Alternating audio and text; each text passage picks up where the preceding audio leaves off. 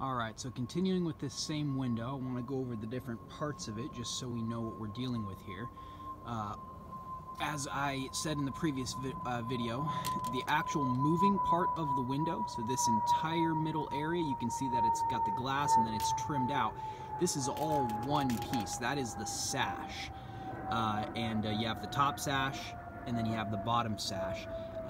Sometimes this will be in vinyl, as I said before. In this case, this is wood. If you have rot on this, that is a window job and not something we are going to price. So any rot on this wood, on the sides right here, at the bottom here, none of that can be priced because that entire thing is a unit that you need to buy and then install.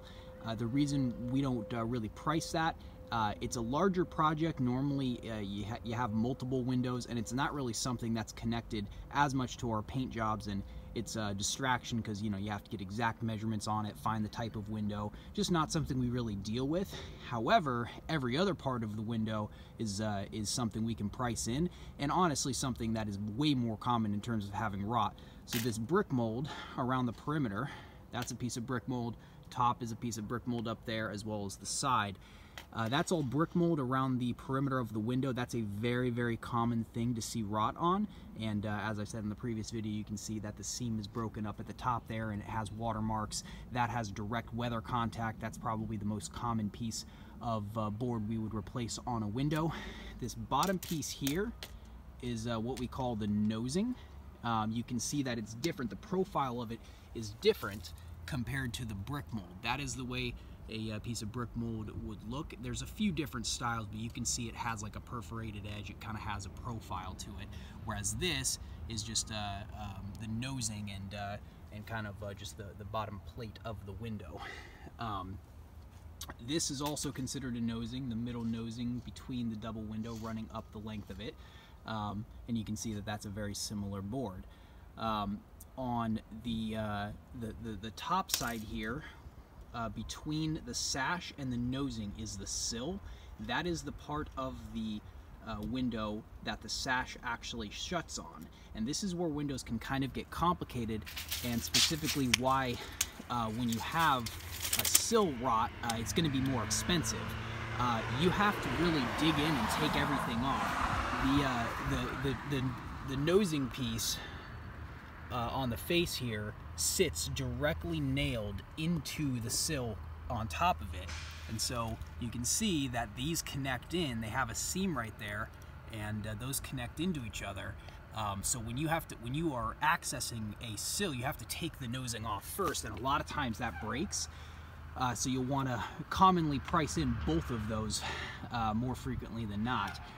The other part that's complicated about the sill itself is a lot of times it'll actually pass in underneath the sash and go to the inside part of the house, and so you have to lift up the window. You have to move up both sashes and then take off the nosing and then pull out the sill in order to replace it correctly. As you can tell, that's a lot of work. It also the sash sits directly on top of the sill, but the sill continues into the sideboards here, so you can see that it runs directly under the track that actually has the sash sliding on it, and so you have to take that sill out of that area, and so it's a very detailed cut, and generally takes a decent amount of time to get that out. The other parts between the track and the actual brick mold here, this has a window stop on the perimeter as well as the track that the sash slides on.